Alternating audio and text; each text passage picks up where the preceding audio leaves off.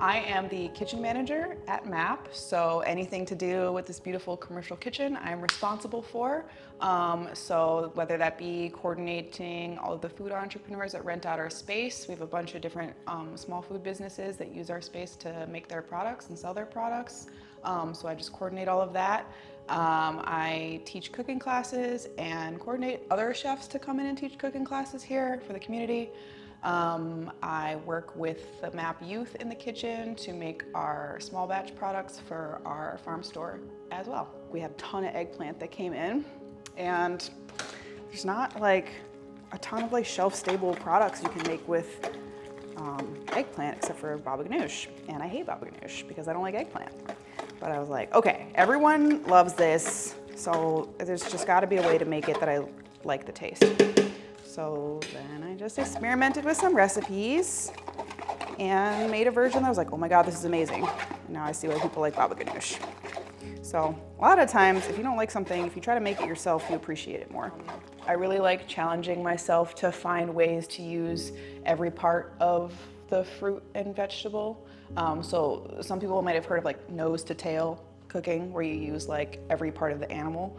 I like to try to apply that same philosophy to cooking fruits and vegetables as well. Like the apple scrap vinegar I was making earlier with the peels and the cores that you could just throw out, or you could just use it again for another purpose. It's made from leftover peels and cores from making apple butter.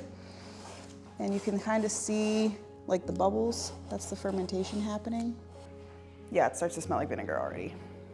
Trying to find the right dish that I'm cooking for a friend or family or guest or something that appeals to them and suits their tastes and makes them really excited, and where they come like, oh, this is like the best thing I've eaten all month or something. That experience of like sharing food with somebody is what I love about cooking.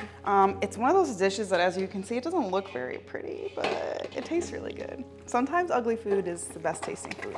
I think I really like the creative process. Sometimes it feels like art. I don't know, you're like experimenting and trying out different ingredients to make a combination that's really good. And it's like really exciting when it comes together. I like it to be a fun process. I like the energy to be positive in the kitchen when I'm cooking. I don't ever really get mad about things. At least that's something that the teens have told me, so I trust them. They're like, you never get angry when things don't come out right or when a mess is made. So I'm like, yeah, because it's not a big deal. Yeah, the last thing I'll do is package it up kind of like that, put a label on it. I think when I was trying to figure out what I wanted to do with my life, like in college, one thing that kind of stood out to me was that I wanted to help people, because like at least at like the end of the day, if you're not sure what you're doing with your own life or where it's going, at least along the way, you're doing something good. Like I won't feel that my time has been wasted if I'm helping other people. Don't be afraid to try new things.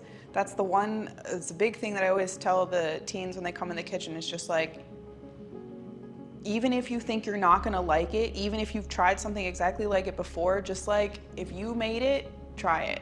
Or I don't know, if someone else made it for you too, try it. But just, there's so many great experiences to be had, not just with food, but like in life. And you shouldn't be afraid to try it out. You might find something that you really enjoy. I do have another lid.